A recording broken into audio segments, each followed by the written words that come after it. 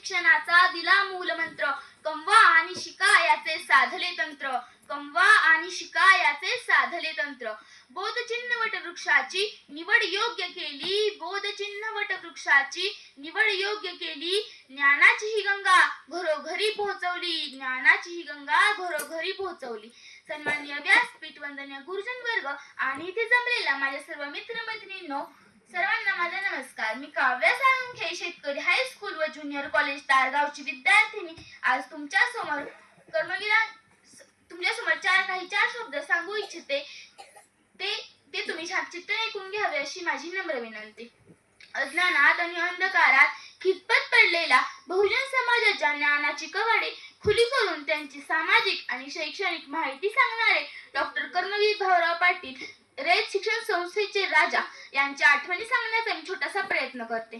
22 September 1887 रोजी डोंगराच्या कुशीत एका छोट्याशा व टुमदार गावात एका गोंडस बाळाचा जन्म झाला. आई गंगामाई आणि वडील पायगोंडा पाटील यांच्या पोटी जन्मलेल्या बाळाचे बालपण मनाला येईल तसे हुंदडणे, नदीत पोहणे, सूर पारंब्या खेळणे यातच त्यांचा वेळ जाई. अभ्यासात अजिबात रस नसलेल्या या बाळाला कुस्ती आणि मलकम याच्यात विशेष रस होता. कोण असतील बरं हे? हेच ते कर्मवीर भाऊराव पाटील, रयत शिक्षण संस्थेचे जनक. आपल्या अण्णा जास्त करून आजोळीच राहायचे. त्यांच्या मामांचा त्यांच्यावर विशेष प्रभाव होता. मामांप्रमाणेच त्यांना कुस्तीची आवड होती. त्यांना लहानपणापासूनच अन्यायाविरुद्ध चीड होती. अस्पृश्यतेबद्दल मनात राग होता. त्यांचे प्राथमिक शिक्षण सांगली येथे झाले व त्यांचे पुढील शिक्षण राजाराम हायस्कूल कोल्हापूर येथे झाले. त्या काळात त्यांच्यावर राजर्षी शाहू महाराज यांच्या विचारांचा प्रभाव पडला. डॉक्टर कर्मवीर भाऊराव पाटील हे जन्माने जैन समाजाचे होते, पण त्यांचे व्यक्तिमत्व जातीभेदाच्या पलीकडे व महात्मा फुले यांच्या विचारांचे होते. पंख फुट्या पाखरासाठी पवित्र असा वटवृक्ष रोविला, पंख फुट्या पाखरासाठी पवित्र असा वटवृक्ष रोविला. जो वस्तीला आला त्या ताटामधला घासही दिला, जो वस्तीला आला त्या ताटामधला घासही दिला. एकदा ते इस्लामपूरला आपल्या आई वडिलांना भेटायला गेले. थोडा वेळ असल्यामुळे ते जवळच्याच एका शाळेत गेले. पाऊस पडत होता, हवेत गारवा होता. सगळी मुले वर्गात बसली होती. एक मुलगा मात्र बाहेर कुडकुडत होता. अण्णांनी ते पाहिलं. अण्णा त्या शाळेत गेले. शिक्षकाला विचारलं, असे का?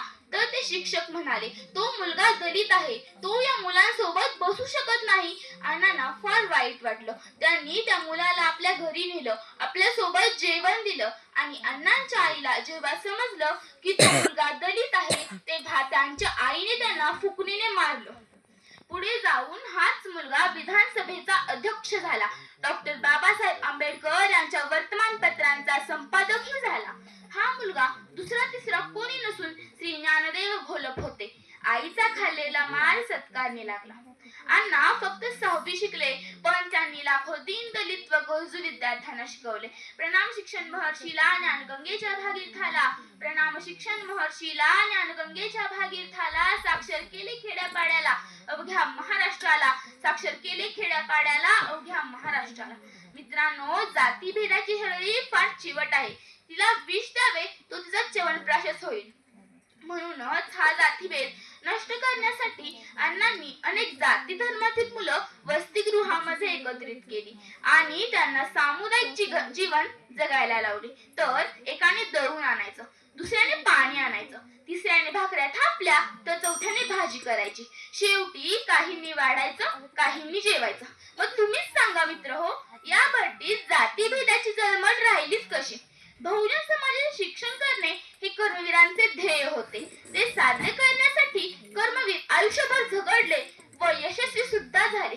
आज याच ध्येय धोरणानुसार या रयत शिक्षण संस्थेची वाटचाल चालू आहे. आज शिक्षण क्षेत्रात अनेक बदल घडत आहेत.